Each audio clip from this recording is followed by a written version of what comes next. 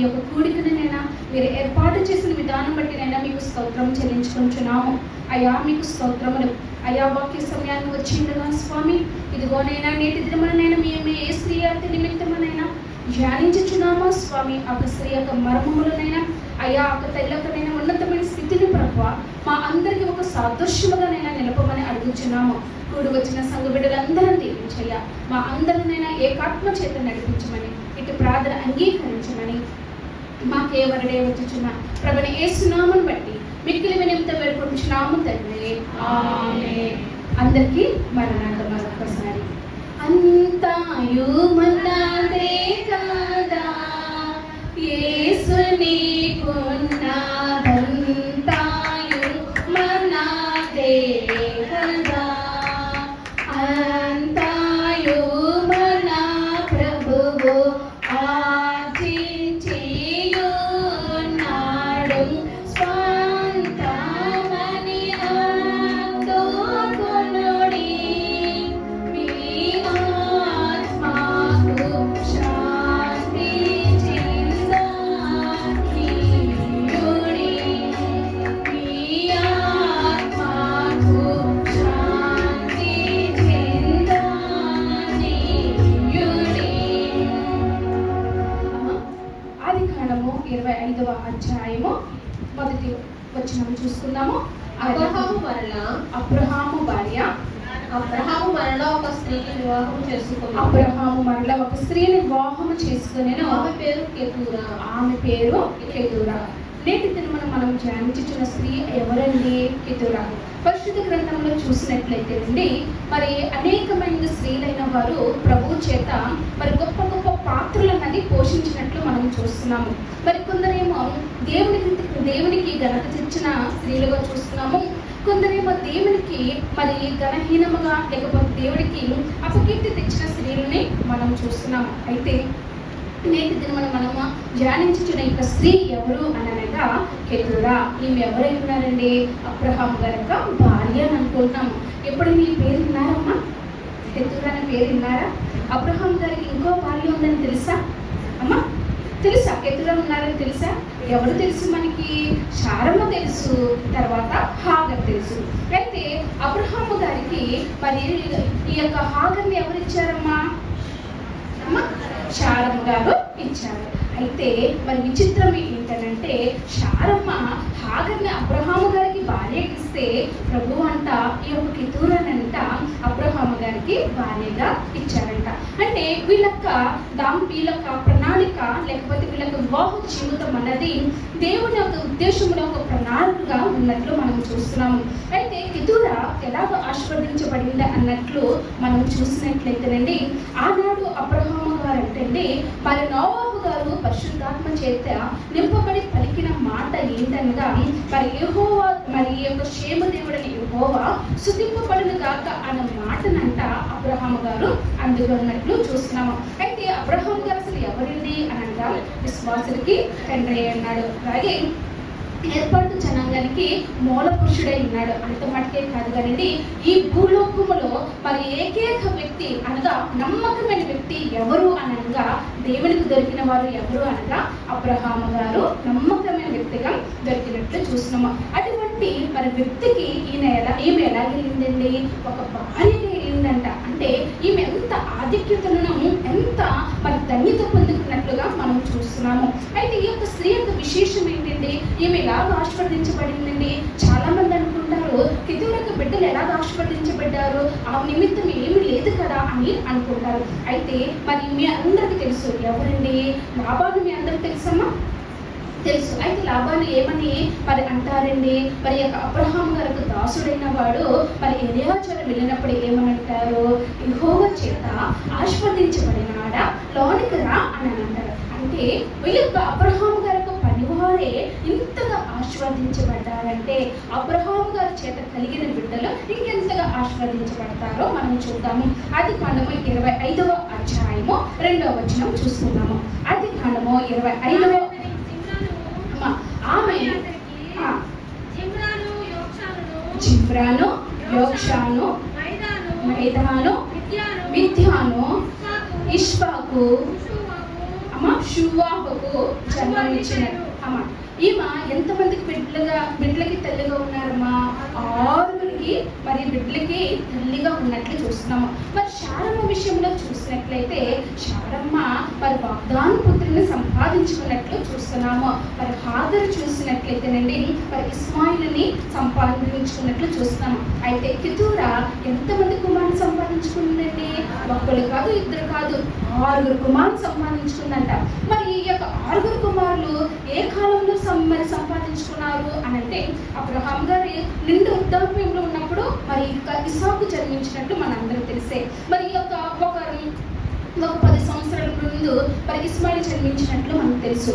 అయితే ఈ యొక్క కుమారులు ఎప్పుడు జన్మించారో తెలుసానండి. అయితే మనం నేటి దినం మనం చూద్దాం వారు ఎప్పుడు జన్మించారు అంటే మరి ఈ యొక్క కుమారులైన వారంటే ఎలాగా మరి ప్రసిద్ధి చెందారనంటే జిమ్రాన్ అనే మొదటి కుమారుడు ఉన్నాడు కదండి. ఆ మొదటి కుమారుని అంటే ఎవరు వచ్చారంటే అరబ్బీ దేశాలు వచ్చినాయంట. అయితే యోక్షానుల నుండి ఎవరు వచ్చారండి అని అంటే మరి సొలొమోను గారిని మరి పొగడడానికి ఆయన ఘనతను చూస్తాకి ఆయన మరి గొప్పతనముని తెలుసుకొని ఆయన ఎద్దకు వచ్చింది ఎవరండి? షెబా దేశపు రాణి. అనగా ఆమె ఎవరి సంతానమై ఉందండి? కెతూరా సంతానమై ఉన్నది. అలాగే మరి మిద్యాను మనకు తెలుసు. మరి ఈ యొక్క మిద్యాను నుండి ఎవరు వచ్చారండి? అమ్మా పెత్రో వచ్చాడు. ఈ యొక్క పెత్రో నుండి ఎవరు వచ్చారు? సిపోరా వచ్చింది. ఈ సిపోరా ఎవరి భార్య? మోషే గారి భార్య. మరి ఈ యొక్క ఇలాగ చూసినట్లయితే ఈ యొక్క కెతూరా సంతానం అనంట దేవుడు ఇలాగా ఆశీర్వదించినట్లు మనం చూస్తున్నాము. అయితే కెతూరా ఏ సమయంలో వచ్చిందనగా శారమ్మ అంటే మరి 129 సంవత్సరాలప్పుడంట చనిపోయినట్లు మనం చూస్తున్నాము. ఎన్నప్పుడమ్మా? 127 క్షమించండి 127 సంవత్సరాలప్పుడు ఆమె చనిపోయినట్లు పరిశుద్ధ గ్రంథంలో రాయబడినట్లు మనం చూస్తున్నాము. పరిశుద్ధ గ్రంథంలో నుండి మరి ఏ స్త్రీ నిమిత్తమో మరి తన మరణ దినములు మరి తన సంవత్సరాలు అన్నది ఏ స్త్రీ నిమిత్తమో రాయబడలేదు. కేవలం ఒకే ఒక ఆమె ఎవరు అనగా శారమ్మ నిమిత్తం మటుకే రాయబడినట్లు మనం చూస్తున్నాము. శారమ్మ 127 సంవత్సరాలప్పుడు చనిపోయినప్పుడు అంట మరి ఈ యొక్క ఇసాకు గారికి ఎన్ని సంవత్సరాలండి? 37 సంవత్సరాలంట. మరి ఈ యొక్క 37 సంవత్సరాలు అయినంట ఏమి చేస్తున్నాడంటే శారమ్మ గురించి అంట మరి ప్రతి దినము దుఃఖాక్రాంతులతో మరి అనుదినం ఏడుస్తూ ఉన్నాడంట. అయితే అబ్రహాము గారంట మరి యొక్క ఇసాకు కంట 40 సంవత్సరాలంట మరి రిబకామ్మనిచ్చి వివాహం చేశాడంట. అయితే అప్పటికి అబ్రహాం గారికి ఎంత వయసండి అని అనగా 140 సంవత్సరాలు. ఈ యొక్క 140 సంవత్సరాలు కలిగిన ఈ యొక్క అబ్రహాము గారంటండి మరి ఇసాకు గారికి వివాహం చేసిన తర్వాతే ఈ యొక్క కెతూరానంట వివాహము చేసుకున్నారంట.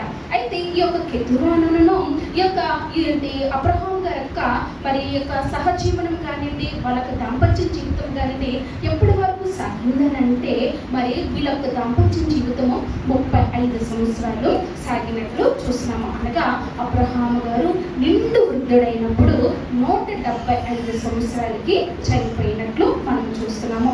అయితే ఇక్కడ ఈ యొక్క విషయంలో మనం చూసినట్లయితే కెతూరా గారు ఎన్ని సంవత్సరాల వయసున్న వారిని వివాహం చేసుకున్నారండి అనగా ఇంచుమించుగా 141 సంవత్సరాల వృద్ధుల్ని ఈమె వివాహం ఆడినట్లు చూస్తున్నాము. కాబట్టి నేటి కాలమున వివాహాలు చేయాలంటే నేటి దినాల ఒక 10 సంవత్సరాల తేడా ఉంటే చేసుకుంటున్నారమ్మా?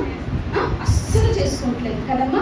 అలాంటిది ఆమె ఎంత వృత్తిని చేసుకుందంటే 140 సంవత్సరాలు వృత్తిని చేసుకున్నట్లు మనం చూస్తున్నాము. అయితే ఎందుకని దేవుడు ఈ యొక్క వృద్ధాప్యంలో అబ్రహాం గారికి వివాహం చేయాలండి? మరి ఆయన దగ్గర మరి ఇంచుమించుగా 318 మంది దాసులు ఉన్నారు కదా.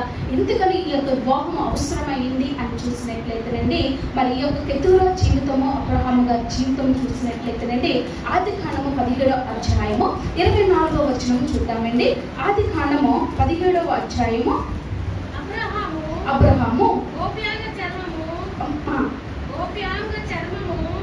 ఆదికాండం 17వ అధ్యాయం 14వ వచనంలో చూసినట్లయితే నువ్వు అనేక జనములకి మగవాడు కదమ్మా క్షమించండి 17:4 చూసినట్లయితే నువ్వు అనేక జనాంగములకి తండ్రివి అగుదువనని చూస్తున్నాము. అయితే కెతూరా ముందు భార్యనా లేకపోతే ఏమైతున్నారమ్మా? అమ్మ ఈ సబ్జెక్ట్ మనకు తెలియదు కాబట్టి కొత్తగా ఉంది కాబట్టి తెలుసుకుందాం అసలు ఏంటి ఏమేమని. మరి కెతూరా భార్యగా అని అనుకున్నాం. మరి ముందు ఏం స్థానం ఏమైంది? మొదటి దినవృత్తాంత గ్రంథము 1వ అధ్యాయం 32వ వచనం చూసుకుందాము. మొదటి దినవృత్తాంత గ్రంథము 1వ అధ్యాయము 32వ వచనము చూసుకున్నాము. అబ్రహాము యొక్క ఉపపత్ని అయిన కెతూరా ఉపపత్ని అయిన కెతూరా కనిన కుమారులు చాలు. ఫస్ట్ ఏమి స్థానం ఏమైందండి? ఉపపత్ని. ఉపపత్ని నుండి దేవుడు మరి అబ్రహాంకి వృద్ధాప్యంలో ఉన్న సమయమున ఎలాగా మార్చినారండి అనగా భార్యగా మార్చినట్లు మనం చూస్తున్నాము. కాబట్టి దేవుడు తనకు సత్క్రియను చూసి ఏంటి ఆమె సత్క్రియలు, ఇంకా మనం నేటి దినం ధ్యానించుచున్న ఆమె విషయాలు, ఆమెకు గుణగుణములు, ఆమె సత్క్రియలు ఏంటి అని మనం ధ్యానించినట్లయితేనండి, మొదటి తిమోతి రాసిన పత్రిక 2వ అధ్యాయం 10వ వచనంలో చూసినట్లయితేనండి, దైవభక్తి గల మన స్త్రీలు మనం చెప్పుకుంటున్న వారికి తగ్గట్లు తమను అలంకరించుకున్నవరనని వాక్యము తెలియజేసినట్లు మనం చూస్తాము. ఏంటి సత్క్రియలను అలంకరించుకోవాలని చూస్తున్నాం. అయితే ఈ యొక్క కెతూరులన్న అటువంటి సత్క్రియలు ఏంటి, దాని నేటి దినము మనం ధ్యానించుదాము. ప్రసంగి గ్రంథము 7వ అధ్యాయము 13వ వచనం చూసుకున్నట్లయితేనండి, దేవుని క్రియలను మనము ధ్యానించుకుందాము అని ఉన్నది. అయితే ఈ యొక్క కెతూరులు అంటే నేటి దినమున మనం ధ్యానించుకున్న స్త్రీలో దేవుని యొక్క క్రియలు అంతా ఉన్నాయంట. ఏమి క్రియలు? మరి దేవుడు మెచ్చే క్రియలు ఏమై ఉన్నవి, లేకపోతే దేవుడు మెచ్చుకునే ఆమెలో ఉన్న సత్క్రియలు ఏమై ఉన్నవి, లేకపోతే స్త్రీలకు సరిపడే సత్క్రియలు ఏమున్నాయో నేటి దినమున మనం ధ్యానించుకున్నాము. అయితే ఈ యొక్క కెతూర నిమిత్తం అంటే పరిశుద్ధ గ్రంథంలో ఈమె పుట్టి పూర్పులు కానివ్వండి, అలాగే తినక చనిపోయిన దినములు కానివ్వండి ఎక్కడ రాయబడలేదు. అయితే ఈమె ఎలాగో అబ్రహాం గారి గుడారంలోకి వచ్చిందని మనం చూసినట్లయితేనండి, మరి అబ్రహాము గారి జీవితంలో 3 స్త్రీలు మనం చూస్తున్నాము. ఎవరమ్మా? మొదటిగా శారమ్మ, తర్వాత ఎవరు? హాగరు, తర్వాత ఎవరు? కెతూరా. మరి ఈ యొక్క శారమ్మ, హాగరు, కెతూరా ముగ్గురు ఎవరి సంతానంలో నుండి వచ్చారు? చెప్పాలి. నోవహు గారికి ఎంతమంది కుమారులు? 3. మరి మొదటి కుమారుడు షేము, రెండో వారు హాము, మూడో వారు యాపెతు. మరి షేములో నుండి ఎవరు వచ్చారు? శారమ్మ వచ్చింది. అవునమ్మా, శారమ్మ వచ్చింది. మరి ఈ యొక్క హాము నుండి ఎవరు వచ్చారు? హాగరు అనగా ఐగుప్తులు వచ్చారు. యాపెతులో నుండి ఎవరు వచ్చారు అనగా కెతూరా వచ్చింది. మరి అబ్రహాము గుడారంలోకి కెతూరా ఎలా వచ్చింది? ఏమైనా వాగ్దానం పూర్వకంగా వచ్చిందా, లేకపోతే ఈయన పెద్దవాడు అయిపోయారు కదా, అక్కడ ఉన్నవారు ఎవరు చూసుకోలేదు కదా, పట్టించుకోలేదా అని వచ్చేసారా అని చూసినట్లయితే ఆదికాండము 9వ అధ్యాయము 27వ వచనం చూసుకుందామండి. ఆదికాండము 9వ అధ్యాయము 27వ వచనం చూసుకుందాము. దేవుడు యాకోబును విశాలపరచును, అతడు క్షేమ గుడారములో నివసించెను. కాబట్టి చాలు. కాబట్టి కెతూరా ఎవరు దాంట్లో నుండి వచ్చారండి? యాపెతు నుండి వచ్చినట్లు మనం చూస్తున్నాము. అయితే ఈ మొక్క గుణగుణాలు మనము నేటి దినము ధ్యానించడము అనగా మరి ఈ మొక్క సత్క్రియలు కానివ్వండి, ఈ మొక్క మరి దేవుడు మెచ్చే స్థానము కానివ్వండి మనం నేటి దినము ధ్యానించుకుందాము. దానిని బట్టి తనకు కుమారులైన వారు ఎంతగా ఆశీర్వదించబడారో మనం చూద్దాము. మొదటిగా మనం చూసినట్లయితేనండి, ఆమె ఏంటండి రక్షణ అనే అలంకారణని ధరించుకున్న స్త్రీగా మనం చూస్తున్నాము. రక్షణ అనే అలంకారణ. కీర్తన గ్రంథము 149వ అధ్యాయము 4వ వచనం చూద్దాము. యెహోవా తన ప్రజల యందు ప్రీతి గలవాడు, ఆయన దీనులను రక్షణతో అలంకరించును. చాలమ్మా. అంటే ఇక్కడ కెతూరా దేనితో అలంకరించుకున్నబడి ఉన్నారండి అమ్మా? మరి రక్షణతో ఆమె అలంకరించుకున్నట్లు చూస్తున్నాము. ఎలాగనగా ఈమె కలిగిన భాగ్యము ఎంత గొప్పదనగా ప్రభు యొక్క ప్రణాళిక చేతనంట ఈమె అబ్రహాముకు గుడారంలోకి వచ్చినట్లుగా మనం చూస్తున్నాము. అయితే దైవజనులైన అయ్యగారు చెప్పిన మాట ఏంటంటే, మరి దేవుని యొక్క చిత్తము లేకుండానంట దేవుని యొక్క పిలుపులోకి లేకపోతే ఏర్పోట్లోనికి ఎవరునంట రాలేరంట.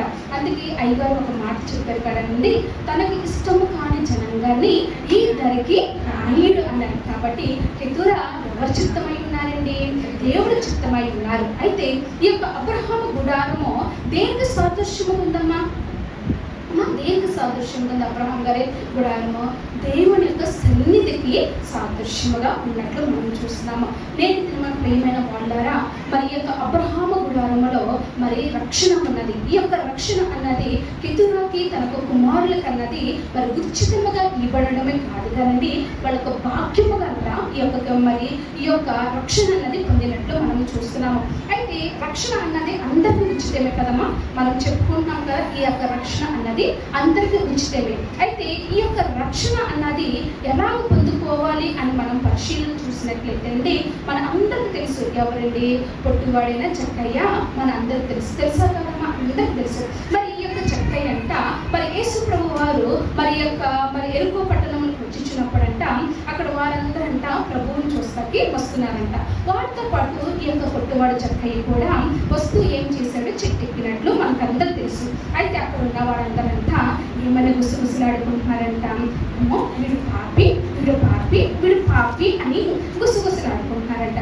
గుసగుసలాడుకుంటుంటే యేసు ప్రభు వారు అంటున్నారు, ఇతడును కూడా అబ్రహాము కుమారుడే, నేడు నీ ఇంటికి రక్షణ వచ్చిందని చెప్తున్నారు. కాబట్టి ప్రియమైన వాళ్ళారా, నేటి దినమున మీరు అందరూ ఈ యొక్క మందిరంలోకి, దేవుని యొక్క మరి మహిమ మందిరంలోకి వచ్చి ఉన్న మీరందరూ కూడా రక్షింపబడిన వారు. కాబట్టి మీరు ఈ యొక్క రాత్రికాల సమయమున ఇంత సమయం అయినప్పటికీ మరి ఇంత సమయం మీరు దేవుని యొక్క మరి సన్నిధానంలో మీరు కూర్చుంటున్నారంటే రక్షింపబడిన వారుగా ఉన్నారు. అయితే నేను కానీ మీరు కానీ మనమందరం ఒక ప్రశ్న వేసుకోవాల్సిన దినముగా ఉన్నది. అయితే మీరు రక్షింపబడ్డారు వ్యక్తిగతంగా, మీ కుటుంబాలు రక్షింపబడినయమ్మా? మీ కుటుంబాలు రక్షింపబడినా? మీ యొక్క యజమానులు రక్షింపబడి ఉన్నారా? మీ యొక్క బిడ్డలు రక్షింపబడి ఉన్నారా? మీ యొక్క బంధువర్గం రక్షింపబడి ఉన్నారమ్మా? అందరూ రక్షింపబడి ఉన్నారా? ఎవరింట్లో ఎవరు ఎటువంటి వ్యతిరేక భావం లేదా? అయితే దేవునికి స్తోత్రం కలుగునగాక. ఆమేన్. అయితే అందరికీ మరణార్థమా? అయితే నేటి దినమున మనం చూసినట్లయితే ఈ యొక్క రక్షణ అన్నదంట కెతూరా అంట మరి ఒక అలంకారంగా దేవుడంట ఆమెకి అలంకరించినట్లు చూస్తున్నాము. అయితే ఈ యొక్క రక్షణ అన్నది అని అంటే మరి మన అందరూ కూడా ప్రభువు వారంట అలంకరించినారంట. అయితే ఈ యొక్క అలంకరణ అన్నది లేకపోతే ఈ రక్షణ అన్నది మనందరం కనపడుతుందమ్మా? కనబడుతుందా? కనబడదు. అయితే ఈ యొక్క రక్షణ అన్నది మనం కాపాడుకున్నప్పుడు అంటే మనకు కూడా ప్రభు అంట ఈ యొక్క రక్షణను మరి ధరింపచేసేవారుగా ఉన్నట్లు మనం చూస్తున్నాము. అయితే 2వ రాజుల గ్రంథము 13వ అధ్యాయము 17వ వచనం చూసుకున్నామండి. 2వ రాజుల గ్రంథము 13వ అధ్యాయము 17వ వచనం, తూర్పు వైపునున్న కిటికీని విప్పమని చెప్పగా అతడు విప్పెను. అప్పుడు ఎలీషా బాణము వేయమని చెప్పగా అతడు బాణము వేసెను. అతడు ఇది యెహోవా రక్షణ బాణము అని తెలియజేశారు అమ్మా. అయితే ఇక్కడ ఏమని చెప్తున్నారండి ఎలీషా గారు తన శిష్యునికి? తూర్పు వైపున కిటికీ విప్పమంటున్నారు. మరి అబ్రహాము గారు తనకు ఉపపత్నిలైన పిల్లలైన వారి అంతండి బహుమానాన్ని చెంట తూర్పు వైపును పంపించినట్లు మనం చూస్తున్నాము. ఆదికాండము 25వ అధ్యాయము 6వ వచనం చూసుకున్నామండి. ఆదికాండము 25వ అధ్యాయము 6వ వచనం, అబ్రహాము తన ఉపపత్నుల కుమారులకు బహుమానములు ఇచ్చి తాను సజీవుడై ఉండగానే కుమారుడు ఇస్సాకు యొద్ద నుండి తూర్పు తట్టుగా తూర్పు దేశములకు వారిని పంపివేసేను. సరే, నీటి దినమున మరి మన అందరికి తెలుసు మరి ఈ యొక్క ప్రపంచంలో మనం ఏ నలుమూలన వెళ్ళినా ఎన్ని దిక్కులు ఉంటాయి? మనకి 4 దిక్కులే. ఏ మూలకి వెళ్ళినా మనకి ఏం కనిపిస్తాయి? 4 దిక్కులే కనిపిస్తాయి. లోకములో సామెత అంటారు, మీకు అర్థం అవడానికి ఏమంటారు? ఏమి అవన వాళ్ళకి వాళ్ళు ఏది పట్టుకున్నా వాళ్ళకి లాభసాటిగా లేకుండా మేలుకరంగా లేని వాళ్ళని ఏమంటారు లోకంలో? తూర్పు తిరిగి దండం పెట్టుకోండి అని అంటారు. అంటే మరి ఇక్కడ అబ్రహాము గారు తూర్పు వైపుకి ఎందుకు పంపించారమ్మా? మరి మన యేసు ప్రభు వారు ఏమై ఉన్నారు? నీతి సూర్యుడై ఉన్నారు. అంటే తూర్పు వైపున సూర్యుడు అన్నవారు మరి ఉదయిస్తారు, కానీ మన ప్రభువు నీతి సూర్యుడై ఉన్నారు.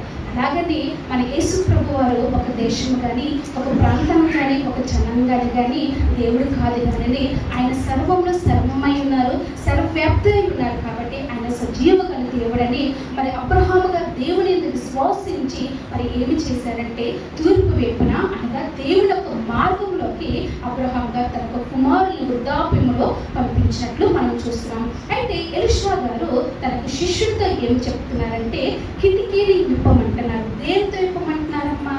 బాణము వేసి. అయితే ఆ బాణము పేరు ఏంటంటే యెహోవా రక్షణ బాణము అనగా యెహోవా రక్షణ బాణము అనగా ఈ బాణము ఎవరై ఉన్నారనగా యేసు ప్రభువై ఉన్నారు. ప్రభువారు అంటున్నారు కదా, నేనే మార్గము, నేనే సత్యము, నేనే జీవమై ఉన్నారు. ఆయన తప్పితే ఈ యొక్క మార్గమును బట్టి మనము మన యొక్క జీవితంలో వర్ధిల్లడమే కాదు కానీ ఆధ్యాత్మిక జీవితంలో కూడా మనం ఎదగలేము. కాబట్టి ఈ యొక్క రక్షణ అనే బాణం యేసు ప్రభు ఒక నామము చేతనే మనకు అంతరంగం అన్నది మనం విప్పినట్లయితే ప్రభువారు మనకి రక్షణ అన్నది అనుగ్రహించేవారుగా చూస్తున్నాము. అయితే మన అందరికీ తెలిసిన విషయం ఏంటంటే ఇట్టి రక్షణ పొందిన మనకి మరలా మనకి కాపుదల అవసరమా కాదమ్మా?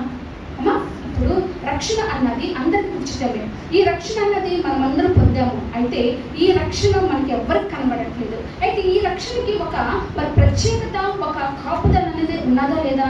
ఉన్నది. కాబట్టి యెషయా గ్రంథము 61వ అధ్యాయము 10వ వచనం చూసుకున్నామండి. యెషయా గ్రంథము 61వ అధ్యాయము 10వ వచనం.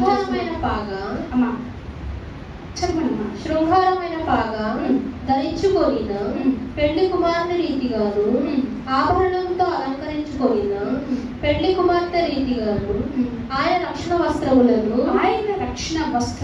ధరింపజేసినారు. కాబట్టి నేటి దినమున ప్రియమైన వాళ్ళారా, మన అందరికంటే ప్రభు వారంట తన రక్షణనంట మన అలంకారముగా ధరింపజేసి ఉన్నట్లుగా మనం చూస్తున్నాము. ఎంతగా ధరింపజేసి ఉన్నారంటేనండి, రూతమ్మ మన అందరికీ తెలుసు. అయితే రూతమ్మ ఎవరి పొలంలోకి వెళ్ళారమ్మా? బోయోజు పొలంలోకి ఉన్నారు. మరి అక్కడ అనేకమైన పొలాలు ఉన్నాయా లేవా? ఉన్నాయి. అయితే ఇంతకని బోయోజు యొక్క పొలంలోకి వెళ్ళారంటే బోయోజు ఎవరికి సాదృశ్యంగా ఉన్నారండి?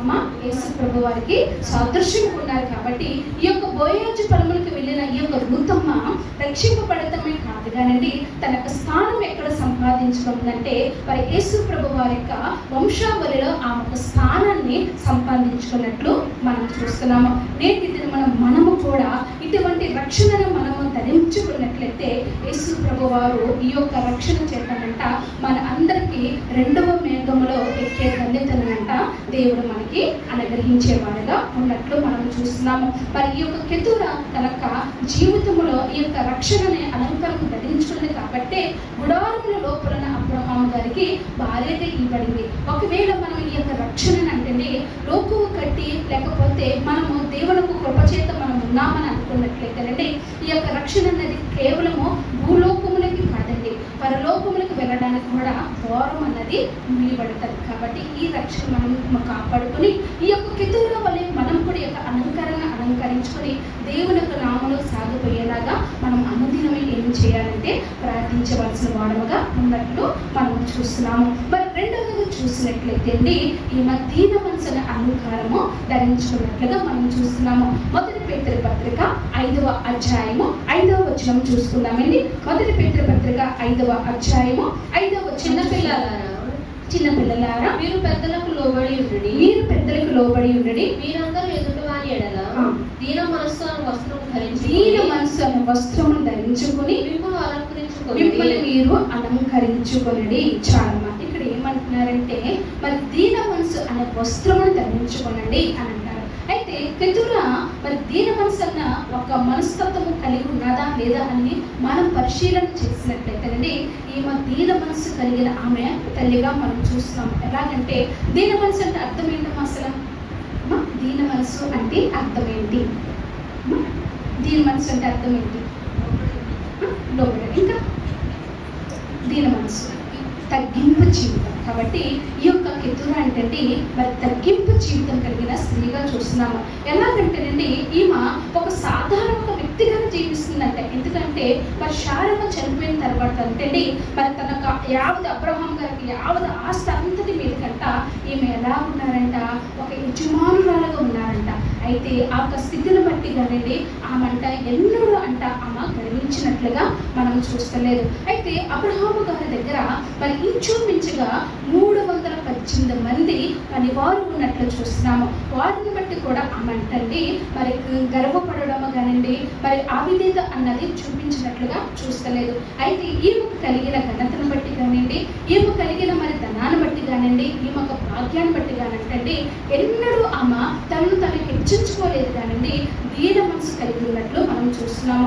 అందుకే మరి దైవజనులైన అయ్యగారు అన్నారంట ఈమెని మరి ఈమె విషయంలో ఈమె మౌన యోగి అన్నారంట. ఎందుకనంటే మరి ఈమె నిమిత్తం చూసినట్లయితే పరిశుద్ధ గ్రంథంలో ఎక్కడ ఈమె మాటలన్నది మనకి వినబడవు కానీ ఈమెక క్రియలన్నవే మనకి కనబడుచున్నట్లుగా మనం చూస్తున్నాము. కాబట్టి ఈ యొక్క ప్రభు వారు అంటున్నారు దీన మనసు గల వారు ధన్యులు, వారు దేవుడిని రాజ్యము స్వతంత్రించుకుందరు అని సెలవించుచున్నారు. కాబట్టి ఈ యొక్క దీనత్వం కలిగిన మనము కూడా ఈ యొక్క కెతురా వలె ఉండాలని దేవుడు ఒక వాక్యం మనకు తెలియజేస్తుంది. అయితే నేటి దిన మన సర్వసాధారణంగా నిండి తగ్గింపు జీవితం అని మనం చెప్పుకుంటున్నాము. అయితే ఈ యొక్క తగ్గింపు జీవితము పరిశుద్ధ గ్రంథంలో చూసినట్లయితేనే మనందరికీ తెలుసు. మరి బస్తీ రాజుగారికి ఎలా ఉందండి? బస్తీ రాజుగారికి ఎలా ఉంది? దేవుని ఆయన యొక్క మాటకి వ్యతిరేకంగా నిలిచినట్లు మనం చూస్తున్నాము. అయితే దీన మనసు కలిగిన మరి నిన్నవే పట్టణము తనకు రాజ్యం నిమిత్తమో తనకు ప్రజల నిమిత్తం అంటే తనకు సింహాసనం విడిచిపెట్టి ఆయన బూడిదలో కూర్చొని ప్రార్థించినట్లు మనం చూస్తున్నాము. అంత మటుకే కాదు, పౌలు గారు అంటున్నారు నేనేమై ఉన్నానో అది క్రీస్తు వలనే కలిగి ఉన్నానని చెప్తున్నారు. అంతగా ఆయన తగ్గించుకున్నట్లు మనం చూస్తున్నాము. కాబట్టి ఈ యొక్క దీన మనసు అన్నది నేటి దినమున మరి యొక్క సమాజంలో అన్నది కరువైపోతుంది. ఇంత చిన్నపిల్లల్ని మనం కదిపించినా ఏం చేస్తున్నారండి? అమ్మ మాట వింటున్నారా? మాట వింటలేదు. పోనీ ఏదైనా మీ పెద్దవారు ఇంటి వద్దున్న పెద్దవారు ఏదైనా తీసుకురండినారా, ఆ కొట్టుకు వెళ్ళండి ఈ కొట్టుకు వెళ్ళండి అని అంటే మాట వింటారా? కొన్ని బయటికి వెళ్ళొద్దు. కొన్ని ఇంట్లో మరి తాతయ్య ఒక గ్లాస్ వాటర్ ఇరా లేకపోతే ఒక కప్పు కాఫీ ఇరా అంటే ఇస్తున్నారా? ఇవ్వట్లేదు. ఏమంటున్నారు? అక్కడ ఉంది తీసుకో అంటారు. లేకపోతే అక్కడ ఫోన్ ఉంది అక్కడ ఉంది, ఆ ఫోన్ అయినా ఛార్జింగ్ లో పెట్టిన ఫోన్ అయినా ఇరా అంటే ఇస్తున్నారా? అక్కడ ఉంది తీసుకో అక్కడ ఉంది అని వెళ్ళిపోతుంది. అంటే ఇది మనకి ఎలా అనిపిస్తారంటే ఒక బిజీ షెడ్యూల్ గా అనిపిస్తారు, కానీ అక్కడ ఏం ఉండట్లేదండి, దీనత్వం అన్నది ఉండలేదు. కాబట్టి ప్రభు వారు మెచ్చేది ఏంటి అని అంటే నేటి దిన వధు సంఘానికి మెచ్చేది ఏంటంటే ఈ యొక్క దీనత్వమే. ఎప్పుడైతే మనం ఈ యొక్క దీనత్వం కలిగి ఉంటామో దేవుని యొక్క రాజ్యం అంట మనము స్వతంత్రించుకునే వారుగా ఉన్నట్లు మనం చూస్తున్నాము. మరి మూడవదిగా చూసినట్లయితేనండి విధేయత. మూడవదిగా చూసినట్లయితే విధేయతను మనము చూద్దాము. తీతుకు రాసిన పత్రిక 2వ అధ్యాయము 9వ వచనం చూసినట్లయితే తీతుకు రాసిన పత్రిక 2వ అధ్యాయము 9వ వచనం చూసినట్లయితే దాసులైన వారు అన్ని విషయముల యందు మన రక్షకుడకు దేవుని ఉపదేశమును అలంకరించినట్లు తమ యజమానులకు ఎదురు మాట చెప్పక ఏమీయో అపహరింపక సంపూర్ణమైన మంచి నమ్మకమును కనపరచుచు అన్ని కార్యములందు వారిని సంతోషపెట్టుచు వారికి లోబడి ఉండవలెనని వారిని హెచ్చరించుము. చాలండి. ఇక్కడ మనం చూసినట్లయితేనండి మరి ఇక విధేయత కలిగిన లక్షణములు ఎలాగో ఉంటాయనంటే మరి ఒక యజమానుడికి లోబడే ఒక స్వభావం మనం చూస్తున్నాము. ఈ యొక్క కెతురా అంటేనండి అబ్రహాము గారికి భార్య అవడం బట్టి అంటండి ఈమె ఎన్నడూ అతిశయించలేదంట. అలాగే అంత మటుకు కాదు, 6 కుమారులు అవడం బట్టి కానీ ఈమె ఎన్నడంట గర్వించలేదంట. అంత మట్టుకే కాదు కదండి ఈమె గర్భవతి అవ్వడం బట్టి ఆ గర్భాన్ని బట్టి అతిశయించలేదంట. అయితే ఇక్కడ 6 కుమారులు ఏంటంటే గర్భం ఏంటని మనం చూసినట్లయితేనమ్మా మరి ఈ యొక్క హాగర్ విషయంలో చూసినట్లయితే మరి శారమ్మ హాగర్ని అబ్రహాం గారికి ఇచ్చిందని చెప్పుకుంటున్నాం. అయితే ఈమె గర్భవతి అయిన తర్వాత మరి ఇస్మాయిల్కి జన్మం ఇచ్చిన తర్వాత అంటే ఈ యొక్క హాగర్ అంటే మరి ఈ యొక్క ఇస్సాకునంట పరిహాసించారంట, అనగా అవిధేయతను చూపించారట. అదే విధముగా ఈ యొక్క ఇస్మాయిల్ కూడా అంటే మరి ఈ యొక్క ఇస్సాకు గారిని మరి పరిహాసించినట్లుగా మనం చూస్తున్నాం, అనగా ఆ విధేయతను చూపించిన వారుగా చూస్తున్నాం. అయితే కెతురా కానివ్వండి, కెతురా కుమారులు కానివ్వండి, ఎన్నడూ ఇసాకు గారికి ఆ విధేయతలను చూపించిన వారుగా లేరు. అయితే నేటి దినమున ఈ యొక్క సమాజంలో ఉన్న స్త్రీలమైన మనకు విధేయత ఎలా ఉన్నది? ప్రభు మెచ్చే విధేయతగా మనం ఉంటున్నామా, లేకపోతే ప్రభు మెచ్చుకునే విధేయతగా మనం ఉంటున్నామా? ఈ యొక్క దినంలో మనకు విధేయత సమాజంలో కానివ్వండి, సంఘంలో కానివ్వండి, కుటుంబంలో కానీ ఎలా ఉన్నదో మనకు ప్రశ్న వేసుకుంటే మన స్థితి ఏంటో మనకు స్థితిగతులు ఏంటో మనకి అర్థమైనట్లుగా మనం చూస్తున్నాము.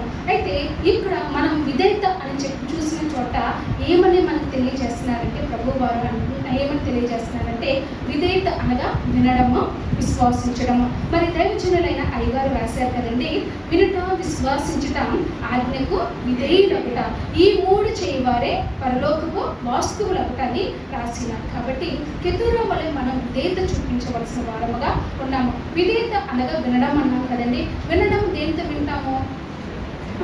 చెవులతో వింటాము. అయితే మరి యొక్క విధేయతకి వ్యతిరేకమైనది ఏంటి అని అనగా మరి మాట వినకుండా మనకి ఇష్టమైన పనులు చేయడము ఆ విధేయతనని మనకు తెలియజేసినట్లు చూస్తున్నాం. అయితే మరి ఈ యొక్క ఎస్తేరు మనకు తెలుసు. మరి ఎస్తేరు అంటే మరి రాజు యొక్క మాట కంట మరి ఆయన మెచ్చే విధముగాను, ఆయనకి నచ్చే విధముగాను, మరి రాజు చెప్పిన విధముగా మరి ఆమె అలంకరించుకొని తన ఎదుటి ఉన్నప్పుడు ఆయన ఏమై ఉన్నారండి? వస్తు యొక్క స్థానాన్ని ఆమె ఏం చేసుకున్నదండి? సంపాదించుకున్నట్లు మనం చూస్తున్నాము. ప్రియమైన వాళ్ళ నేటి దినమున కూడా మనం ప్రభు మెచ్చుకునే వారిగా మనం ఉండాలి. 2 కొరింథీయులకు రాసిన పత్రిక మరి 10వ అధ్యాయము 18వ వచనంలో ప్రభు అంటున్నారు, ప్రభు మెచ్చుకునేవాడు యోగుడు కానీ తను మెచ్చుకున్నవాడు యోగుడు కాదు. అనగా నేటి దినమున ఎవరు మెచ్చుకోవాలంటే మనల్ని ప్రభు మెచ్చుకోవాలి. అలాగే మనకు సత్క్రియలు ఎవరు మెచ్చుకోవాలండి? ప్రభు మెచ్చుకునే వారైతేనే మనము యోగులముగా ఎంచబడతాము. నేటి దినమున ఈ యొక్క విధేయతని మనం కనపరచవలసిన వారముగా దేవుని సన్నిధానంలో మీకు వినపము చేసుకొనిచున్నాము. అయితే దైవజనులైన అయ్యగారు ఒక పాట రాశారు కదండి, చెయ్యను తెలిసిన తప్పిదముల్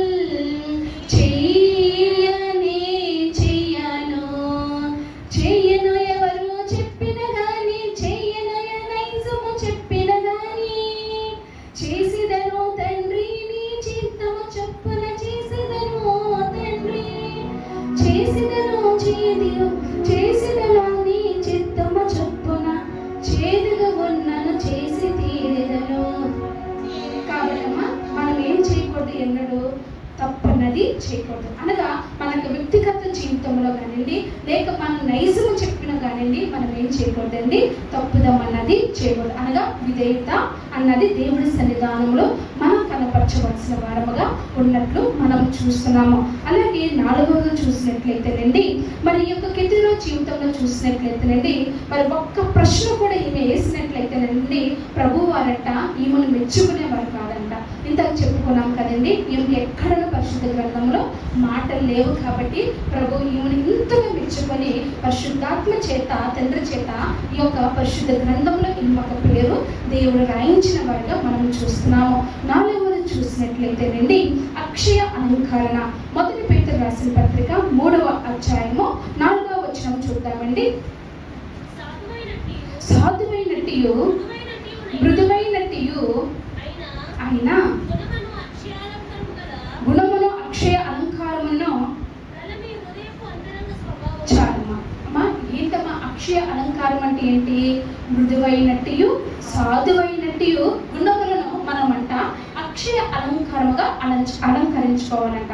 అయితే మనకు ఆత్మీయ జీవితముగా చూసినట్లయితేనండి మనం ఏమి ధరించుకున్న వారిని ఉన్నామండి? మరి ఈ యొక్క మృదువత్వములను, సాత్విత్వమును మనం పొందుకున్నట్లప్పుడే మనం యొక్క ఆత్మీయ స్థితిలో మనం వర్ధిల్లే వారంగా చూస్తున్నాము. ఆత్మ విషయమైన వారు, దీనులైన వారు ధన్యులు అని మనం చూస్తున్నాము. అంత మటుకే కాదు కదండి, మనకు అంతరంగ పురుషుడు అనగా మనకు ఆత్మలో ఉన్నవారు ఎవరు అనగా మరి జీవింప చేసేవారు ఎవరు అనగా ఇట్టి గుణములు కలిగి ఉంటే పరిశుద్ధాత్మ తండ్రి మనల్ని మెచ్చేవారుగా ఉన్నారు. అంత మటుకే కాదు కదండి, అక్షయ అలంకారాన్ని అలంకరించేవారుగా ఉన్నారు. అయితే అక్షయం అంటే ఏంటమ్మా? అసలు మొదటికి మనం తెలుసుకుందాం. అక్షయ అంటే ఏంటి? క్షయం. క్షయం అంటే నశించిపోయేది అని క్షయం అంట. అక్షయం అంటే ఎన్నటికీ రక్షించడం. అక్షయ దేహము దాచితి నీవు ఆనందముందు మీ, అక్షయ దేహము దాచితి నీవు ఆనందముందు మీ, లక్షల కొలది శ్రమలు వచ్చిన లక్ష్యము పెట్టకు మీ, నీవు లక్ష్యము పెట్టకు మీ,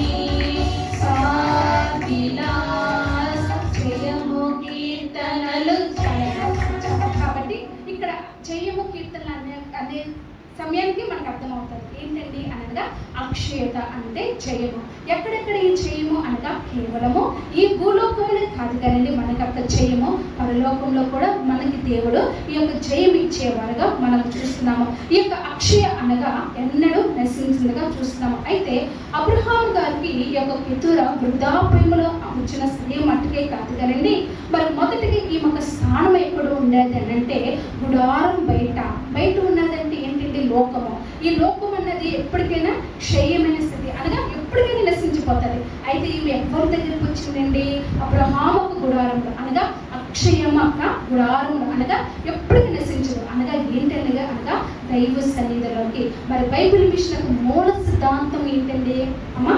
ఆయన మీతో చెప్పినది చేయడు. కాబట్టి నేటి దినం మనము కూడా ఎన్ని బోధనలు చేసుకున్నా, ఎన్ని వాక్యములు విన్నా, ఎన్ని ప్రసంగాలు చేసుకున్నా, ఎన్ని పాటలు పాడినా, ఎంత క్రమంలో ఏకీభవించినా మనము సన్నిధి ఒక అనుభవంలో రాకపోతే మనం బైబిల్ మిషన్ వారమే కాము. దైవజనులైన అయ్యగారు అన్నారంట, ఎవరైతే సన్నిధి చేస్తారో వారే బైబిల్ మిషన్, ఎవరైతే సన్నిధి చేయరో వాళ్ళు బైబిల్ మిషన్ వారు కాదు అనగా దీని యొక్క భావం ఏంటంటే ఎవరైతే ఇతర మిషన్లు అయిన వారు సన్నిధి చేస్తారో వాళ్ళు ఎవరి వరుసలోకి వస్తారమ్మా? బైబిల్ మిషన్లో వరుసలోకి వస్తారు. ఎవరైతే బైబిల్ మిషన్ మనం చెప్పుకోవచ్చు మరి సన్నిధి చేయమో వారు ఎవరంటే బైబిల్ మిషన్ యొక్క వరుసలోనే వారు ఉండాలని దైవజనులైన అయ్యగారు తెలియజేసినట్లు మనం చూస్తున్నాము. అయితే ఇక్కడ అక్షయ స్థితి అని అంటున్నాము. ఆనాడు అమోనీయులైన వారంటేనండి మరి కోనేటి నీరు తాగినప్పుడంట వారు ఈ క్షయమైన స్థితికి వెళ్ళిపోయారంట. అయితే ఎప్పుడైతే ఇజ్రాయేల్ అయిన వారు క్రీస్తు అనే పంట అనబడిన పంటలో నుండి నీరు తాగారో వారి అక్షయ స్థితి పొందుకొని వాళ్ళు జయము పొందిన వారుగా మనం చూస్తున్నాము. అంత మటుకే కాదు కానండి, ఇజ్రాయేల్ అయిన వారు మరి 40 దినములు అంట వారు ఏ ఆహారం భుజించి ఉన్నారమ్మా? అక్షయ ఆహారం భుజించారు. ఎప్పుడైతే వాళ్ళు మామూలుగా మనకలాగా మరి అంటే లోకరీతిగా ఆహారం తిన్నారో వారు మరలా ఏమై ఉన్నారండి? బలహీనంగా అయ్యారు. అలాగే మరలా వారు ఆకలి కొన్నారు. ఎప్పుడైతే ఈ యొక్క మన్నాను భుజించారో వాళ్ళకి వస్త్రములు మాయలేదు, వాళ్ళకి బట్టలు చిరిగిపోలేదు, అలాగే మరి వాళ్ళకి చెప్పులు అన్నది అరిగిపోయినట్లుగా మనం చూస్తున్నాం. కాబట్టి వాళ్ళు ఏ స్థితిలోకి వచ్చారండి? ఇజ్రాయేల్ అయిన వారు అక్షయ స్థితిలోకి వచ్చినట్లు చూస్తాం. అంత మటుకే కాదండి, ఏలియా గారు కూడా మరి దేవదూతలు ఇచ్చిన ఆహారం ఏంటండి అమ్మా? అక్షయ ఆహారం భుజించడం బట్టి ఆయన తనకు ప్రయాణం కొనసాగించినట్లు మనం చూస్తున్నాము. నేటి దినమున ఇక్కడ ఈ యొక్క మరి కెతురా కూడా మరి అక్షయ స్థితిని అబ్రహాము గారిని కలిగి ఉండడం బట్టి అక్షయ స్థితిని పొందుకుంది. నేటి దినమున మనం కూడా ప్రభువులు కలిసిపోయిన వారం అయితే మరి మనలో క్షాయమైన స్థితి. అందుకే దైవజనులైన అయ్యగారు అన్నారు, దుస్థితి పోవట భాగ్యములన్నిట అన్నారు. ఇంకా మనలో ఉన్న దుస్థితి సమస్తం నైజము కానివ్వండి, మరి పాపం నైజము కానీ సమస్తం పోతుంది. అప్పుడు మనం అక్షయ స్థితి అన్నది పొందుకుంటాం. అసలు ఈ యొక్క అక్షయ స్థితి మనకి ఎందుకు కావాలండి అనగా మరి ఈ యొక్క భూలోకంలో యేసు ప్రభు వారంట మరి తనకు శరీరం అన్నంట శ్రమలనంట ఆయుధముగా ధరించున్నారు కాబట్టి ఆయన విజయశీలుడు అయ్యాడంట.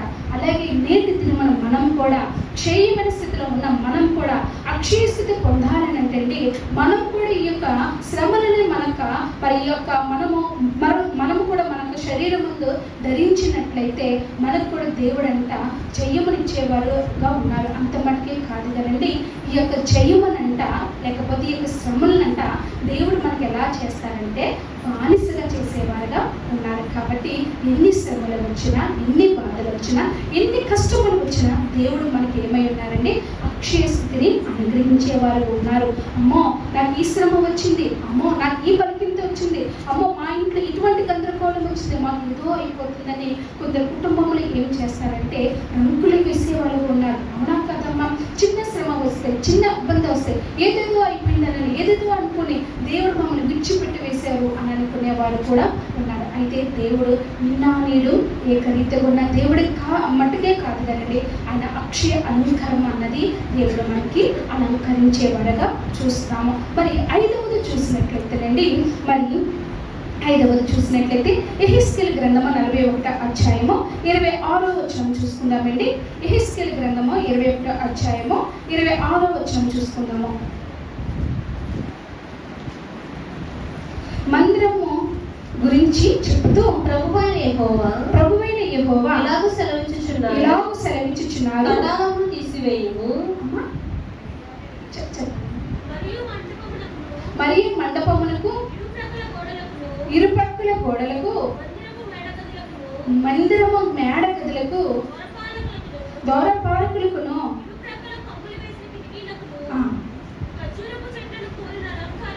ఖర్జూరపు చెట్లు పోలిన అలంకారమును ఉండేది. చాలా చాలా. అయితే ఇక్కడ మనం తెలుసుకోవాల్సిన విషయం ఏంటి అంటే, ఖర్జూరపు మరి ఒక మట్లో ఒక అలంకారం పోలి అని చెప్పుకుంటున్నాం కదండి. మరి ఈ యొక్క ఖర్జూరపు చెట్లు ఎక్కడ ఉంటాయమ్మా? ముందుగా మనం ప్రశ్న వేసుకుంటే అమ్మ ఎక్కడ ఉంటాయి? ఎడారిలో ఉంటాయి. కొన్ని ఎవరైనా ప్రత్యేకముగా మరి మన ఇంట్లో పెంచుకుందామని పెరుగుతాయా? కొన్ని ఒక 10 ఎకరాలు కొన్ని మరి ఎవరైనా భూస్వాములు పెంచుతారా? పెంచరు. అయితే ఎక్కడ ఉంటుంది? ఎడారిలో ఉంటుంది. మరి ఈ యొక్క చెట్టు యొక్క ప్రత్యేకత ఏంటి అని మనం చూసినట్లయితే, మరి ఈ యొక్క చెట్టు యొక్క ప్రత్యేకత, మరి ఈ యొక్క చెట్టు ఎటువంటి పరిస్థితులు అయినా అంటండి మరి చిగురిస్తుందంట, ఎటువంటి వాతావరణమైనా ఇది బతికేస్తుందంట. అంత మటుకే కాదు, ఏ నెలలోనైనా ఈ యొక్క చెట్టు కాపు కాసి చెట్టుగా చూస్తున్నాము. అయితే అబ్రహాం గారు తనకు కుమారులకి కేవలం బహుమానాలు ఇచ్చి పంపించారు.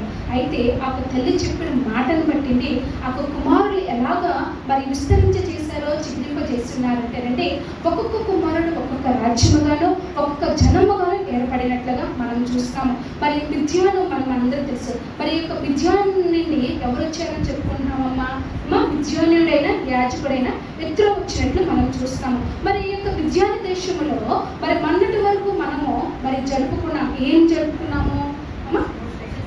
మోషే ఉపవాస దినాలు జరుపుకున్నాం. మరి మోషే గారు మరి అక్కడ ఐగుప్తులో మరి ఇజ్రాయేల్ అయిన వారైన వ్యక్తులను ప్రియుడైన వాడును మరి ఈ యొక్క ఐగుప్తుడైన వాడు కొట్టుకున్నప్పుడు మరి మరి ఈ యొక్క మోషే గారు హత్య చేసి ఎక్కడికి వెళ్ళిపోయారు? మిద్యాను దేశంకి వెళ్ళిపోయారు. మరి మిద్యాను దేశంలో మరి మోషే గారు ఎన్ని సంవత్సరాలు దాక్కున్నారు? 40 సంవత్సరాలు. 1 సంవత్సరం కాదు, 2 సంవత్సరాలు కాదు, 3 సంవత్సరాలు కాదు, 40 సంవత్సరాలు. ఎక్కడ ఆయన సేద తీర్చుకున్నాడు అనగా, ఎక్కడ ఆయన బలపడ్డాడు అనగా, ఎక్కడ ఆయన లోకమేంటో దేవుని యొక్క దైవత్వం ఏంటో ఎక్కడ తెలుసుకున్నాడు అనగా, మిద్యాను దేశంలో, మిద్యాను ప్రాంతంలో అనగా కెతూరకు 4వ కుమారుడు ఎవరనగా మిద్యాను. ఆ మిద్యాను ప్రాంతంలో మోషే గారు తల దాచుకున్నట్లు చూస్తున్నాం. అనగా ఈ యొక్క సంతానం దేవుడు ఎంతగా విస్తరింపజేస్తున్నారో మనకు అర్థమవుతుంది. నేటి దినమున మనం కూడా ప్రభు వారు ఒక మాట చెప్పారు. ఏమనగా మరి ఆదికాండం 1వ అధ్యాయం 28వ వచనం చూస్తున్నట్లయితే, మీరు ఫలించి మరి అభివృద్ధి చెంది విస్తరించండి అని అంటున్నారు. అయితే ఈ యొక్క ఖర్జూరపు చెట్టు ఏంటంటే మరి మనకి నేటి దినమున క్రైస్తవులైన మనకి మరి విశ్వాసులమైన మనకి ఎలాగ సాదృశ్యంగా ఉంది అని అంటే, మరి రక్షణ పొందిన వారమే, దీనత్వము కలిగిన వారమే, విధేయత కనపరిచే వారమే, అలాగే దేవుడికి లోబడే బిడ్డలమైన మనము చెప్పుకుంటున్న మనం కంటే ఒక్కొక్కసారి మనకు పరిస్థితులు అన్నది స్థితిగతులు అన్నవి తారుమారు అవ్వచ్చు. ఎప్పుడు మనకు భక్తి జీవితం అన్నది ఒకే లెవెల్లో ఒకే స్కేల్లో వెళ్ళదు. ఒక్కొక్కసారి అమ్మా దేవుణ్ణి చక్కగా మరి ఆయన ఆరాధిస్తాము, ఒక్కొక్కసారి ఏం చేస్తామో ఏదో ఒక బలహీనతలో ఏదో ఒక నీరసం బట్టి మనము చేయవలసిన ఆరాధన కానివ్వండి, దేవుడు చేయవలసిన ప్రార్థన కానీ ఒక్కొక్కసారి చెల్లగలుగుతాయి, అంటే తగ్గించేస్తాము. మరి అలాంటి సమయంలో అయ్యా మాకు ఎవరు ఈ లోకంలో చేయితే ఇచ్చి మమ్మల్ని లేవనెత్తేవారు లేరు, మమ్మల్ని బలపరిచేవారు లేరు అని మరి చాలా మంది లోకంలో ఉన్నారు. మరి బైబిల్ విషయం బిడ్డలైన వారికి అయితే దేవుడు సమృద్ధమైన మరి వాక్యమును అందించే దైవజనులైన వారిని మనకి ఇచ్చినట్లుగా మనం చూస్తాం. అయితే ఈ లోకంలో మనమందరూ ఎలాగ బలపడాలి అంటే, మరి బలహీనమైన స్థితిలో నుండి ఎలాగైతే ఈ యొక్క ఖర్జూరపు చెట్టు ఫలాన్ని పొందుకొని మరి బలమైన ఆహారమైన ఫలాన్ని ఇస్తారు. ఏంటి ఆ ఫలాలు అనగా ఖర్జూరపు ఫలాలు. మరి ఎవరైనా రక్తహీనత ఉన్నారనుకోండి ఏమి ఇవ్వమంటారమ్మా? మా ఖర్జూర ఫలాలు ఇస్తే ఆ రక్తం అన్నది వాళ్ళకి హెచ్చవినట్లుగా చూస్తున్నాం. యేసు ప్రభు వారు కూడా ఈ భూలోకంలో మనకి ఏమి ఇస్తానన్నారండి? ఆత్మఫలాలు ఇస్తానన్నారు. ఈ యొక్క ఆత్మఫలములతో పాటు ఆయన యొక్క శరీర రక్తాలు కూడా మనకు అనుగ్రహించి మనల్ని దినదినానికి వృద్ధిలోకి తీసుకొచ్చేవారుగా చూస్తున్నాము. అలాగే సారం లేని స్థితిలో నుండి దేవుడు మనకి సారంతమైన స్థితిని అనుగ్రహించేవారుగా మనం చూస్తున్నాము. ప్రియమైన వాళ్ళారా, ఈ యొక్క ఖర్జూరపు చెట్టు కేవలము బలాన్నిచ్చేదే కాదు, సారవంతముగా చేసేదే కాదు కదండి. ఈ యొక్క ఖర్జూరపు చెట్టునంట మనకు అలంకారంగా ఇచ్చుచున్న వారుగా చూస్తాం. దీనివలన మనకి ఏం ప్రయోజనం ఏంటి అని మనం చూసినట్లయితే అండి, మన అందరికీ తెలుసు మరి ఈ యొక్క మట్లాది వారు దినాన మరి యెరూషలేములో ప్రభు వారిని ఏమని స్తుతించారమ్మా? ఏం పట్టుకున్నారు? ఖర్జూరపు మట్ల పట్టుకున్నారు. పట్టుకుని ఏమని స్తుతించారు? యూదుల రాజు అని అన్నారు. హోసన్నకి జయము జయము అన్నారు. అయితే ఇక్కడ మనం తెలుసుకున్న విషయం ఏంటంటే, మరి మన మందిరంలోకి అటు రెండు వైపులా మరి అలంకారంగా ఉన్నది అని అన్నారు. అయితే మీకు తెలుసు అమ్మా, మరి ఈ యొక్క ఖర్జూరపు చెట్టు అన్నది కేవలం భూలోకములనే కాదంటండి, పరలోకంలో కూడా స్థానం అన్నది సంపాదించుకున్నది. ఎలా పొందుకుంది అన్నదంటే, మరి నోవహు గారి కాలంలో మరి ఓడ మరి తుఫాన్ అంతా ఆగిపోయిన తర్వాత మరి ఈ యొక్క మరి ఏం పంపిస్తారంటే పావురాన్ని పంపిస్తారు. పావురాన్ని పంపించినప్పుడు ఏం తీసుకొస్తుంది పావురము? ఒలీవ చెట్టు తీసుకొస్తుంది. మరి ఈ భూలోకంలో ఇంకనో ఖరీదైనది ఏమైనా ఉందా అని అంటే, మరి రోజ్ వుడ్ కానివ్వండి, మరి శాండిల్ వుడ్ కానివ్వండి, మరి ఈలాగా మనం చూసుకున్నట్లయితే మరి గొప్ప గొప్ప చెట్లు ఉన్నట్లు టేక్ చెట్లు అన్నవి మనం చూస్తున్నాము. అయితే మరి ఈ చెట్లు దేనికి అంటే పరలోకంలో స్థానం లేదు, కేవలము ఈ యొక్క ఖర్జూరపు చెట్టుకు మటుకే స్థానం ఉంది. పరలోకంలో ఏ చెట్లకు స్థానం ఉంది అని అనగా మరి జీవవృక్షము కొనలను ఈ యొక్క ఖర్జూరపు చెట్టుకు మటుకే స్థానం ఉంది. అది ఎలా చెప్పగలుగుతారు అండి అని అంటే, ప్రకటన గ్రంథము 7వ అధ్యాయము 9వ వచనం చూసుకుందామండి. ప్రకటన గ్రంథము 7వ అధ్యాయం 9వ వచనం. తర్వాత నేను చూడగా ఇదిగో ప్రతి జనములో నుండి ప్రతి వంశములో నుండి ప్రజల్లో నుండి ఆయా భాషలు మాట్లాడువారు లో నుండి వచ్చి ఎవడు లెక్కింపచాలని ఒక గొప్ప సమూహము కనబడెను. వారు తెల్లని వస్త్రము ధరించుకొని కొన్నవారే ఖర్జూరపు మట్టలు చేత పట్టుకొని సింహాసనం ఎదుటను గొర్రెపిల్ల ఎదుటను నిలవబడి సింహాసన ఆసీనుడైన మన దేవునికి గొర్రెపిల్లకు మా రక్షణకై స్తోత్రమని మహాశబ్దంతో ఎలుగెత్తి చెప్పిరి. ఏం పట్టుకోనండి? ఖర్జూరపు మట్టలు పట్టుకొని మరి సింహాసనం ఎదురున్న దేవుని కొనను గొర్రె పిల్లకి మా రక్షణకర్తకి స్తోత్రమని వెలుగెత్తి చెప్పుతున్న వారుగా చూస్తాం. కాబట్టి ఇంటి అలంకారమని ఎవరు ధరించుకున్నారంటే హితువుగా ధరించుకున్నట్లు చూస్తున్నాము. ఎటువంటి స్థితిలో అయినా మనము కూడా ఎటువంటి స్థితిలో అయినా నిర్జీవ స్థితిలో అయినా, అందుకే దైవజనులైన అయ్యగారు అన్నారు కదండి, నీ బలము తట్టు ఇదిగో చూడకము, నా బలము తట్టు ఇదిగో చూడము, నీ బలంకు మించిన పనులు నా బలమే కదా చేయవలసింది అని అన్నారు. అంత మట్టికే కాదు కానండి, మరి ఒక పాట రాశారు. ఏమని అనగా, నాకేమీ కొదువా నా తోడుండా, ఇంకా నాకేమీ కొదువా నా తోడుండా,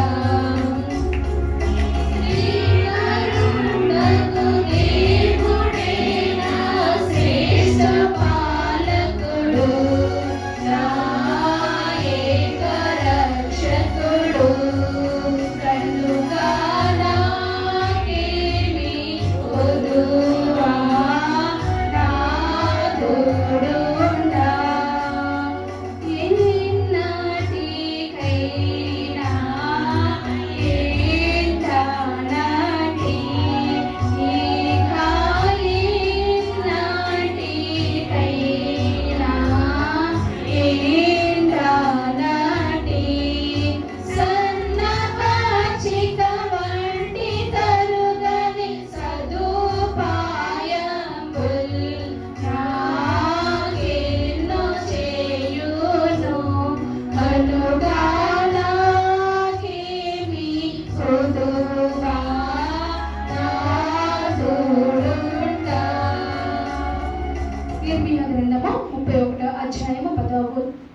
వచనం చూద్దామండి. ఇర్మియా గ్రంథము 31వ అధ్యాయము 13వ వచనం చూద్దాము. వారు దుఃఖమును కొట్టివేసి సంతోషాన్ని, విచారము కొట్టివేసి ఆనందాన్ని కలుగు చేస్తాను అని ప్రభువారు చెప్తున్నారు. ఇప్పుడు అనగా మనం ఇటువంటి ఖర్జూరపు చెట్లు లాంటి అలంకారం అనగా ఏ స్థితిలో అయినా మన స్థితిగతులు ఎలాగున్నా ప్రభువుని మనం విడవకుండా మరవకుండా ఉన్నట్లయితే దేవుడు మనల్ని చిగురించేవారుగా, నిత్యం ఆయన యొక్క సన్నిధానంలో మనం వర్ధిల్లేవారుగా దేవుడు మనల్ని మరి ఆయనకు కృపను బట్టి నిలబెట్టేవారుగా నిలబెట్టేవారుగా చూస్తున్నాము. అలాగే 6వది చూసినట్లయితే అండి మరి సామెతల గ్రంథము 17వ అధ్యాయము 6వ వచనం చూసుకుందాము. సామెతల గ్రంథము 17వ అధ్యాయము 6వ వచనం చూసుకుందాము. కుమారులు తండ్రులే కుమారులకు అలంకరణ. అయితే ఈ యొక్క భూలోకములే కాదు కానండి, పరిశుద్ధ గ్రంథంలో కూడా అనేకమైన మరి గొప్ప గొప్ప తండ్రులైన వారిని మనం చూస్తున్నాము. అయితే మన పరమ తండ్రి అయిన దేవుని పోలిన వారు ఏ తండ్రిని లేరు. అయితే మానవులైన వారంటే తన యొక్క దైవత్వాన్ని కోల్పోయినప్పుడు అనగా ఏంటి అండి, ఆ దైవత్వం అనగా దేవుని యొక్క ఆత్మ, దేవుని యొక్క వెలుగు, దేవుని యొక్క సన్నిధి ఎప్పుడైతే కోల్పోయారో తండ్రి అంట తనకు దైవ కుమారుడైన యేసు ప్రభు వారిని మన నిమిత్తము పంపించిన వారుగా చూస్తున్నాము. అయితే ఈ యొక్క యేసు ప్రభు వారిని మరి తండ్రి అయిన దేవుడు మనకి ఒక అలంకారముగా ఇచ్చిన వారిగా మనం చూస్తున్నాము. మరి ఈ యొక్క ప్రభు వారు ఏమి చేస్తున్నారంటే మరి మరణంలో ఉన్న వారిని అంట ఆయన జీవింపచేసి వారికి రక్షణ అన్నది అలంకరించుచున్నట్లుగా మనం చూస్తున్నాము. అంత మటుకే కాదు కదండి, పాపంలో ఉన్న వారికి మరి ఆయనంట మరి నిత్య జీవమును అలాగే రక్షణతో కూడిన మరి భాగ్యం అన్నది అలంకరించినట్లుగా మనం చూస్తున్నాము. అలాగే అవినీతి పరులైన వారికి నీతిని అనుగ్రహించేవారుగా మనం చూస్తున్నాము. తండ్రి కుమారుడికి అలంకారం అనుకుంటున్నాం. అయితే మన పరమ తండ్రి అయిన యేసు ప్రభు వారే మనకి ఎలా ఉన్నారండి, తండ్రిగా ఉన్నట్లు మనం చూస్తున్నాము. అందుకే పౌలు గారు అంటారు, నేను ఏమై ఉన్నానో అది క్రీస్తువని ఉన్నాను అంటమే కాదు కదండి, ఇంకో మాట అంటారు, ఏమనని, నేను ప్రభువుని పోలి నడుచుకున్నాను కాబట్టి మీరు నన్ను పోలి నడుచుకోండి అని అంటారు. అంటే ఇక్కడ మనకు ఒక సందేహం రావచ్చు, లేకపోతే ఎవరైనా కొత్తగా వాక్యం వినేటప్పుడు అదేంటండి మనం వెంబడించవలసింది యేసు ప్రభు అని కదా వెంబడించవలసింది, మరి ఈయనంటే పౌలు గారు ఇలాగంటున్నారు, నన్ను పోల్చి నడుచుకోండి అని అంటున్నారు ఏంటి అని ఒక సందేహం అన్నది రావచ్చు. అయితే ఒకప్పుడు ఈ యొక్క పౌలు గారు ఏమై ఉన్నారండి, హింసకుడు అయి ఉన్నాడు, దోషకుడు అయి ఉన్నాడు. ఇటువంటి వారు నేను క్రీస్తు ప్రభుని అంగీకరించిన తర్వాత నేను క్రీస్తులోనే నేను నడుచుకుంటున్నానని ఒక సాదృశ్యముగా బాగుతరానికి రాబోయే తరానికి ఒక సాదృశ్యంగా చూపించిన వారుగా చూస్తున్నాము. మరి నేటి దినమున మనము మన పరమ తండ్రి దేవుడిని యేసు ప్రభు వారిని మరి మన బిడ్డలైన వారికి దేవుడిగా చూపిస్తున్నామమ్మా, లేకపోతే నా భక్తి చాలు, నా కుటుంబం రక్షింపబడితే చాలు అని అనుకొని మనం ఇక్కడితో ఆగిపోతున్నామా? ఇతరులకు కూడా ఈ యొక్క దేవుడు ఒక గొప్పతనాన్ని, ఈయన ఔన్నత్యాన్ని మనం కనపరుచుచున్న వారముగా ఉన్నామా లేదా అన్నది మనం పరిశీలన చేసుకున్న వారుగా చూస్తున్నాము. అయితే మరి ఇశ్రాయేలైన వారు మార్గం తప్పిపోయినప్పుడు మరి యేసు ప్రభు వారు మరి తండ్రి అయిన దేవుడు ఒక మాట అంటున్నారు. ఏమనంటే 2వ దినవృత్తాంత గ్రంథము 7వ అధ్యాయం 14వ వచనం చూద్దామండి. 2వ దినవృత్తాంత గ్రంథము 7వ అధ్యాయం 14వ వచనంలో చూసినట్లయితే నా పేరు పెట్టబడిన నా జనులు అని నా పేరు పెట్టబడిన నా జనులు అని అంటారు. అనగా ఎవరి పేరు మనకు పెట్టబడిందండి, దేవుడి పేరు మనకు పెట్టబడింది. అలాగే పితృలోకాడు అంటే తన కుమారుడికి ఏమని చెప్పి పంపించిందంటే అంటే మీ నాన్నగారు యొక్క పేరే మీకు గొప్ప అలంకరణ. మీ నాన్నగారు ఎలాగ నడుచుకున్నారో మీరు కూడా అలాగే నడుచుకోండి. ఆయన ఎలాగ జీవించారో, దేవుడికి ఎలాగ యథార్థంగా జీవించారో మీరు కూడా ఆ విధంగానే యథార్థంగా జీవించాలని ఆమె తన బిడ్డలకి ఆయన భర్తని మరి అలంకారంగా ఇచ్చినట్లుగా మనం చూస్తున్నాం. అయితే ఈ భూలోకంలో కూడా అంటే మరి యేసు ప్రభు వారు మనకి అనేకమైన పేర్లు ఉంటాయి. ఒక్కొక్కరికి ఒక్కొక్క పేరు ఉంటుంది. అలాగే ఒక నిక్ నేమ్ అన్నది ఉంటుంది. ఏమని బుజ్జో, చంటో, మరి చిన్నో ఏదో ఒక పేరు ఉంటుంది. అలాగే పరలోకంలో కూడా అంటే మరి మన పరమ తండ్రి దేవుడు అంట మనకు ఒక పేరునంట ఇస్తారంట. ఆ ఒక పేరంట మరి మీకు మటుకే నాకు మటుకే ఆయనకు మటుకే తెలుసు అంట. అంటే వ్యక్తిగతంగా అంటే ఈ అమ్మగారు ఉన్నారనుకోండి, ఈ పాప ఉన్నారనుకోండి, ఈ యొక్క పాప పేరు తనకే తెలుసు, ఇంకో పక్కన వాళ్ళకి ఎవరికి తెలియదు, మరి పరమ దేవుడికి మటుకే తెలుసు అంట. కాబట్టి ఎప్పుడైతే మనం అలా ఉంటామో అంత ధన్యతనంటే దేవుడు మనకి అనుగ్రహించేవారుగా ఉన్నారు. మరి 7వ చూసినట్లయితేనండి దైవభక్తి గల స్త్రీగా మనము ఈమెను చెప్పుకుంటున్నాము. దైవభక్తి గల అనే అలంకారం మనం చూసుకున్నామమ్మా. మొదటి తిమోతి రాసిన పత్రిక 6వ అధ్యాయం 6వ వచనం. యేసు ప్రభువు నిన్ను చూచి రమ్మనుచున్నాడు, నీవు రాక వెనుక తిరిగి చూచుచున్నావు,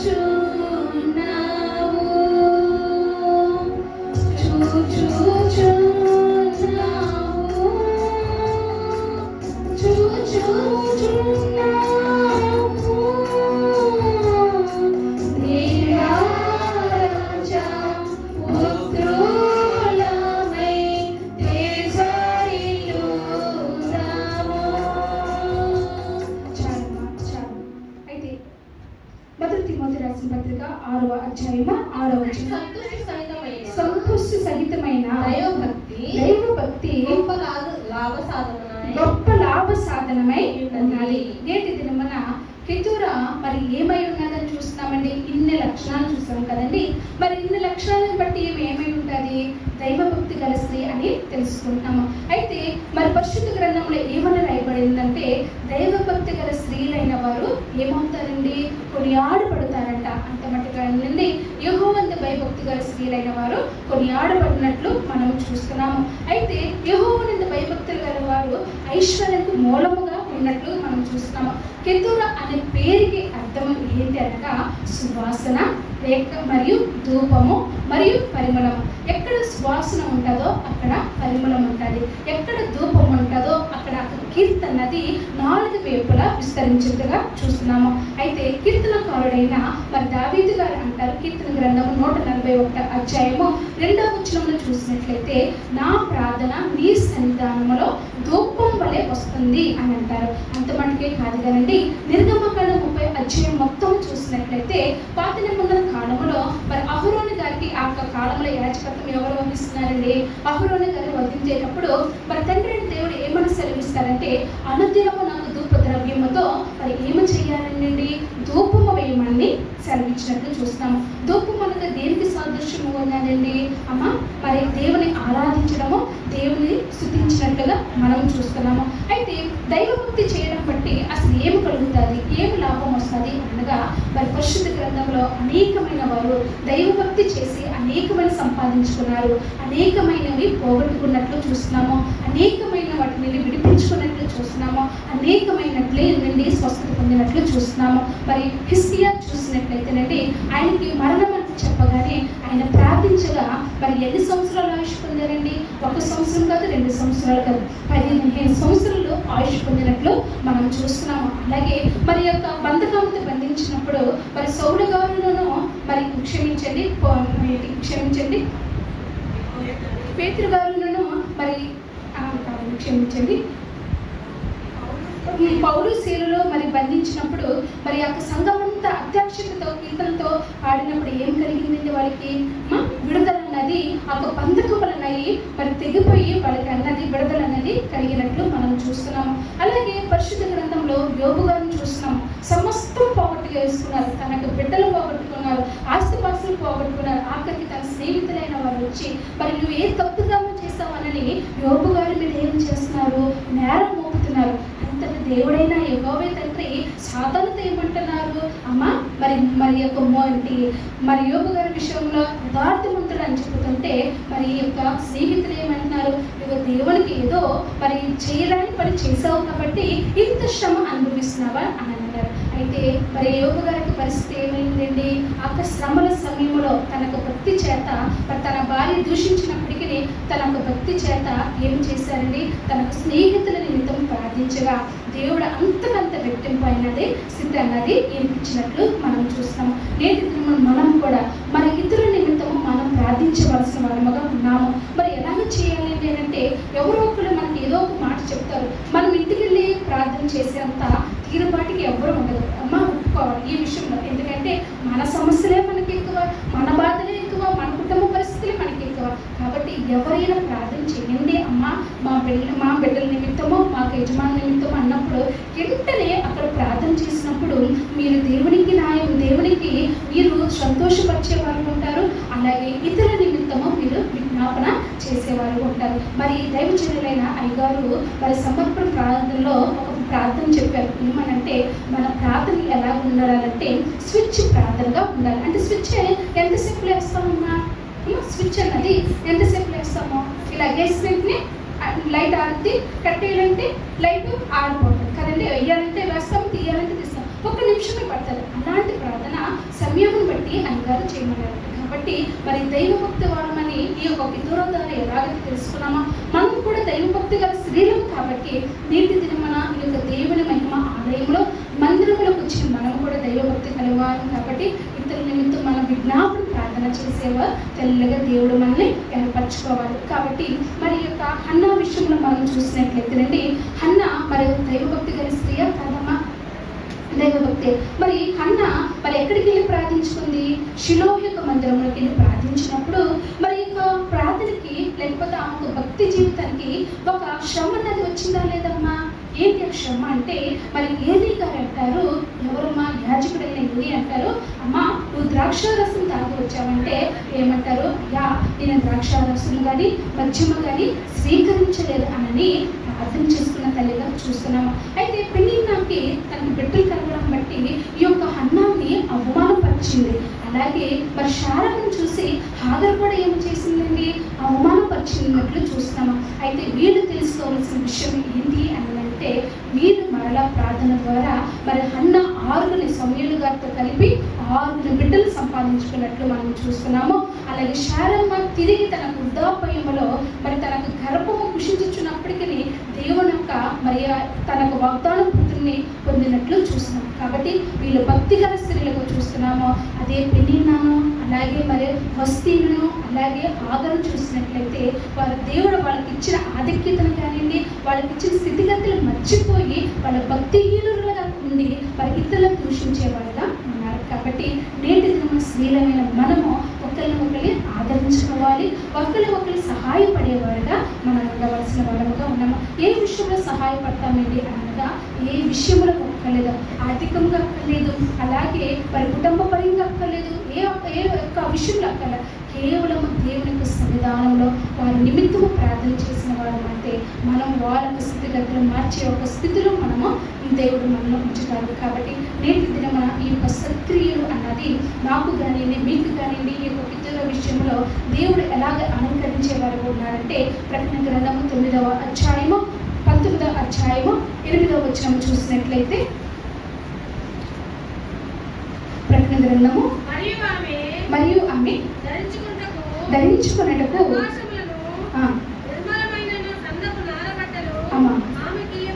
ఆమెకి ఇవ్వడను అవి పరిశుద్ధ నీతి క్రియలు. చాలమ్మా, అవి ఏమై ఉన్నాయంటమ్మా? పరిశుద్ధ నీతి క్రియలు. నేటి దిన ఈ యొక్క వాక్యములో ఎవరెవరు ఉన్నారమ్మా? పరిశుద్ధాత్మ తండ్రి ఉన్నారు, సంఘం ఉన్నది, స్త్రీలమైన మనము ఉన్నాము. కాబట్టి మన యొక్క నీతి క్రియలు కానివ్వండి, లేకపోతే ఇతరొక సత్క్రియలు కానివ్వండి ఎలాగున్నాయంటే దేవుని దృష్టిలో మరి అవి నీతిగా ఎంచబడింది. కాబట్టి ఆమెకి దేవుడు ఏమేమి అలంకరించినారండి? పెళ్లి వస్త్రం అనగా మహిమ వస్త్రము అలంకరించిన వారుగా ఉన్నాము.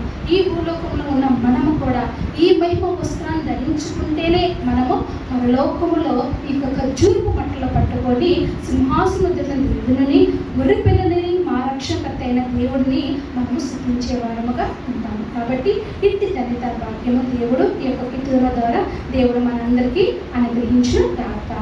ఆమేన్. అందరికీ మన తమ చిన్న ప్రార్థన చేసుకున్నాము. ప్రేమ తండ్రి, సర్వశక్తి గల దేవ, మేము ఒక్కటి ప్రజా కోట్ల మీకు స్తోత్రం చెల్లించుకుంటున్నాము స్వామి. ఇదిగో ప్రభా, ఇప్పటి వరకునైనా